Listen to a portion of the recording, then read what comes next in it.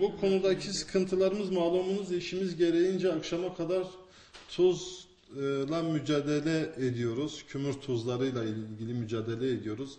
Burada çalışan işçilerimiz malumunuz kümür tuzuyla uğraşırken tabii ki 3-4 aydan beridir su sıkıntılarımız gerçekten had safhada. Biz defalarca belediyeyi aramamıza rağmen biz bunu özellikle Van Ticaret Sanayi Odası Başkanımız Necdet Akvan'ın da aracılığıyla da bunu dile getirdik.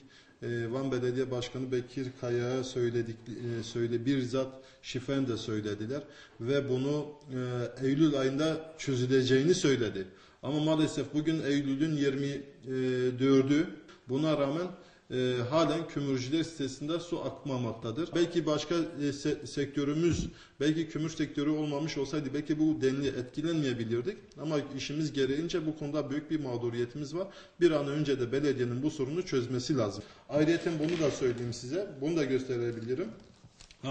Akmayan 3-4 aydan beridir gelmeyen bir su mevcut bu kömürcüler sitesinde ama gelen faturalarımız yine 42-43 liradan aşağı değil yani bu faturalar.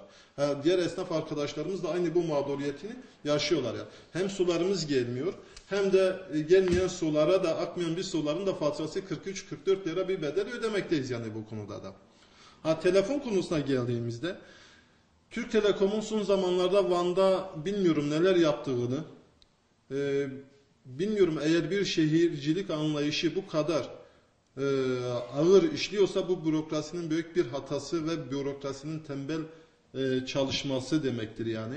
Burada Van'ın 8 tane milletvekili var. Ben biraz açık ve net konuşuyorum. Bu 8 milletvekilinin hiçbir tanesinde kömürcü esnafı olarak memnun değiliz. Bizim çünkü sıkıntılarımız büyük bir sorun. Biz bunu da bu şekil bir arkadaşlarımızla bir mutabakat, bir karara varır isek, benim kendi görüşüm 2014 biliyorsunuz önümüzde bir yerel seçim var. Bu 2014 yerel seçiminde bütün siyasi partileri protesto etmek istiyoruz yani. Çünkü hem ekmeğimizden dolayı az önceki haberimizde de belirttiğimiz gibi hem bu sıkıntılarımızdan dolayı bize sahip çıkılma işinden dolayı hem de Van'daki gerek diğer sorunların iyi bir şekilde çözülmemesi ve bunda ağır bir bürokrasinin tembel davranması gerçekten esnafı mağdur ediyor. Bizim esnafımızın tam para kazanacağı bir dönemde, iyi kötü iş yapabileceği bir dönemde Telekom'un çarşamba gününde yani ayın 18 Eylül 2013 tarihinden beri komple 62 esnafın telefon şebekesinin olmadığı durumundadır. Zaten sinyallere de bakabiliyorsun yani telefonlarımız şu anda zaten bomboş, çevir sesi dahi yoktur. Biz defalarca müşteri hizmetlerini aramamıza rağmen bize bunu söylediler. Sadece kayıt oluşturmaktan başka bir şey yapmadı.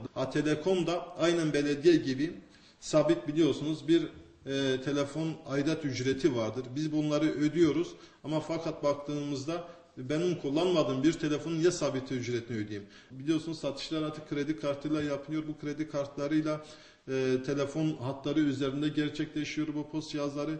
Benim müşterilerim buraya gelip de geri gittikten sonra ben o telefon hatını ne yapayım yani? Türk Telekom'u ne yapayım yani? Bu konuda da büyük bir mağduriyetimiz var. Şimdi bizim kömürcüler sitesi gerçekten Doğu Anadolu'da düzenli olarak yapılmış en güzel toplu iş yerlerinden bir tanesidir. Maalesef ne kanalizasyonumuz var, ondan sonra devletin tüm kurumlarından hemen hemen mahrum durumdayız.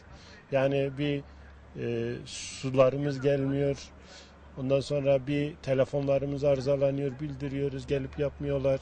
Ne bileyim, üvey evlat muamelesi görüyor.